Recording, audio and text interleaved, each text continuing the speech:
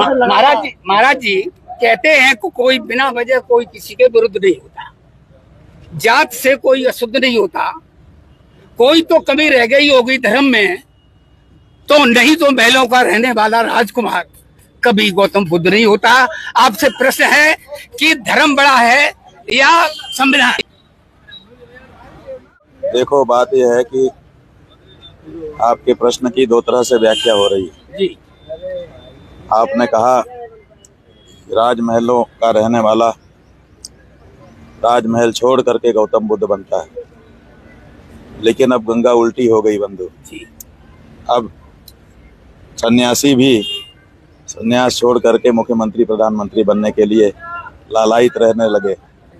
अब माहौल दूसरा हो चुका है, इसलिए हमारे लिए तो धर्म ही बड़ा है, लेकिन उन जैसों के लिए गद्दी बड़ी हो गई, संविधान बड़ा हो गया।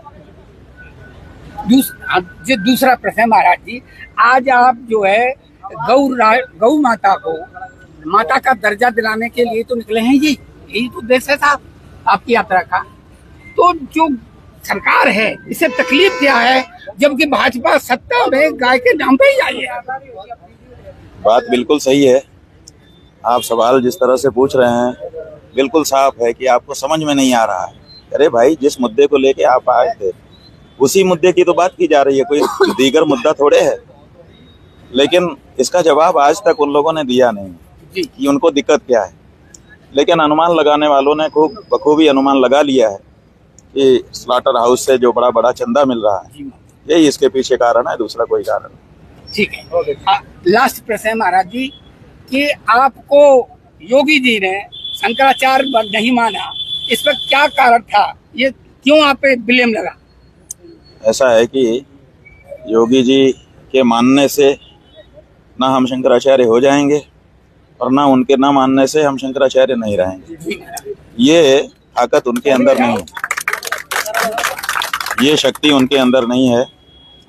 किसी भी मुख्यमंत्री में या प्रधानमंत्री में ये शक्ति नहीं है, ये हमारी परंपरा है, उसमें ये शक्ति है। तो हमारी परंपरा ने हमको शंकराचार्य के रूप में अभिषिक्त किया है, तो हम उस कर्तव्य का निर्वाह कर रहे हैं।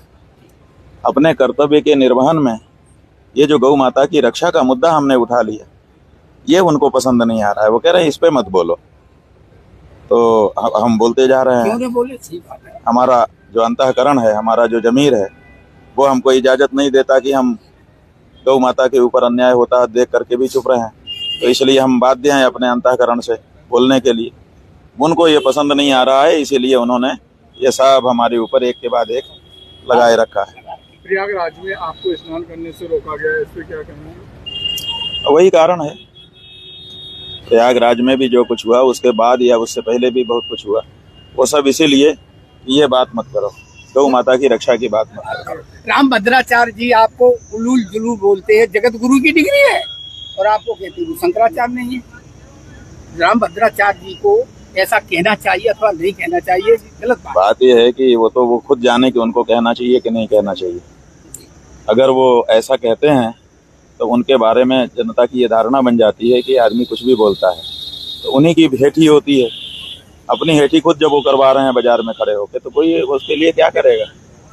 आपको तोल मोल के बोल, ऐसी बात बोलिए जो विद्वान लोग जिसको स्वीकार कर सके। रामभद्राचार्य जी पांडे, मिश्रा और पाठक जी को कहते हैं या धर्मी हैं, नीच हैं, वो ऐसा भी बोलते हैं, आपका क्या कहना है इस पे?